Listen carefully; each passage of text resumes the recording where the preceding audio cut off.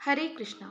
आज आप इस वीडियो में परम पावनी आमल की एकादशी व्रत कथा का श्रवण करेंगे। इसके पश्चात आप जानेंगे आमल की एकादशी व्रत पारण के शुभ मुहूर्त के बारे में। हिंदू धर्म में अन्य एकादशियों की तरह आमल की एकादशी की भी अत्यंत महिमा है। इस एकादशी में भगवान विष्णु की पूजा के साथ साथ आंवले के पेड़ की पूजा का भी विधान है।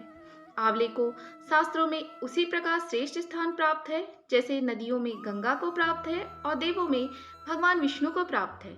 आमल की एकादशी का व्रत अत्यंत श्रेष्ठ है। आमल की एकादशी वाले दिन स्वयं भगवान विष्णु माता महालक्ष्मी के साथ आंवले के वृक्ष पर निवास करते हैं।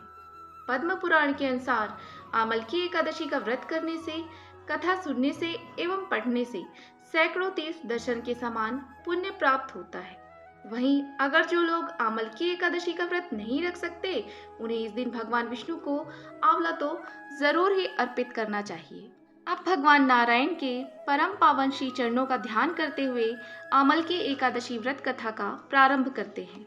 एक बार राजा मानधाता ने वशिष्ठ जी से पूछा, हे गुरुदेव, यदि आप मुझ पर प्रसन्न हैं तो किसी ऐसे व्रत का विधान कहो जिससे मेरा कुछ कल्याण हो। वशिष्ठ जी ने कहा, राजन, सब व्रतों में उत्तम और मोक्ष प्रदान करने वाला आमल की एकादशी का व्रत है, सो वह मैं आपके समक्ष वर्णन करता हूँ। फाल्गुन के महीने में शुक्ल पक्ष की एकादशी का नाम ही आमल की है। इस व्रत के करने से संपूर्ण पाप नष्ट हो जाते हैं।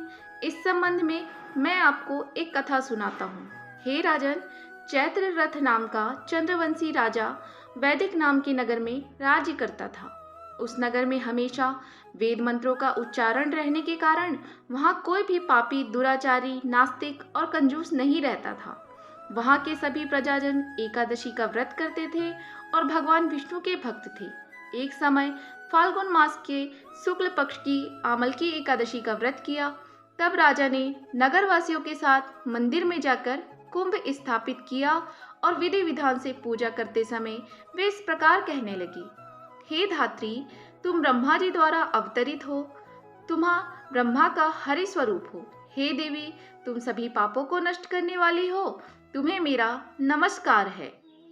उस मंदिर में राजा ने प्रजा सहित रात्रि जागरण किया। उसी समय एक बहेलिया जो जीव हिंसा करके अपने बच्चों का पालन करता था, भूख प्यास से व्याकुल हो रात्रि जागरण देखने के लिए मंदिर के एक कोने में आकर बैठ गया और वहां पर होती हुई एकादशी व्रत कथा और महत्व को सुनता रहा। इस तरह उस बहेलिये ने भी उन सब लोगों के साथ रात्रि जागरण व्यतीत की।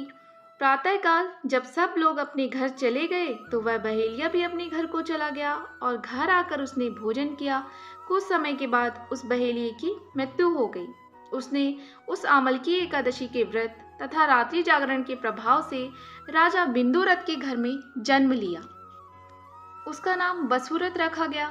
जब वह बड़ा हुआ तो चतुरंगिणी सेना के साथ 10 सहस्त्र गांवों का पालन करने लगा। वह सूर्य के समान तेजस्वी, चंद्रमा की कांति जैसा, वीरता में विष्णु भगवान के समान और क्षमा में पृथ्वी के तुल्य था। वह विष्णु भक्त था, सत्यवक्ता और अत्यंत धार्मिक था।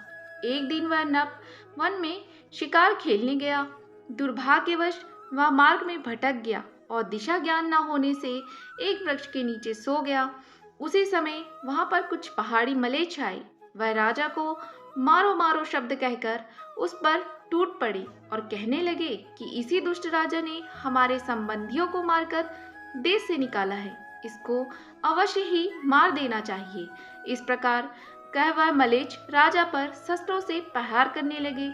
मलेच्छों द्वारा छोड़े गए सभी अस्त्र शस्त्र लौटकर उन्हीं पर प्रहार करने लगे, जिसके कारण मलेच्छ स्वयं ही मूर्छित होकर पृथ्वी पर गिर पड़े। उसी समय राजा के शरीर से अग्नि के समान लाल लाल नेत्रों वाली, वक्र भ्रुकुटी किए, समस्त वस्त्र आभूषणों से सुसज्जित एक दिव्य स्त्री प्रकट हुई। उस स्त्री ने जब राजा सो रहा था सभी मलेच्छों को मार डाला। जब राजा जागा तो उसने उन सब मलेच्छों को मरा हुआ देखा। विचार किया कि इन शत्रुओं को मारने वाला इस वन में मेरा कौन सा हितैषी रहता है जिसने इन सब को मारा है। जब वह राजा ऐसा सोच रहा था तभी आकाशवाणी हुई कि हे राजन, इस संसार में तेरी रक्षा स्वयं श्री भगवान विष्णु के अतिरिक्त और कौन कर सकता है। आकाशवाणी को सुनकर राजा अपने नगर को वापस चला आया और सुखपूर्वक अपना राज्य करने लगा। महर्षि वशिष्ठ जी ने कहा, हे राजा, यह सब उसी आमल की एकादशी के व्रत के प्रभाव से हुआ है। जो मनुष्य इस आमल की एकादशी का व्रत करते हैं वे निश्चय ही प्रत्येक कार्य में सफलता प्राप्त कर अंत में मोक्ष को प्राप्त होते हैं। आप जानते हैं आमल की एकादशी व्रत पारण के मुहूर्त के बारे में। आमल की एकादशी के पारण का समय 21 मार्च गुरुवार को दोपहर 1:21 से शाम 4:07 तक रहेगा। हरिवासर का समय समाप्त होगा 21 मार्च दिन गुरुवार को सुबह 8:58 पर। जय श्री हरि विष्णु, जय माता महालक्ष्मी।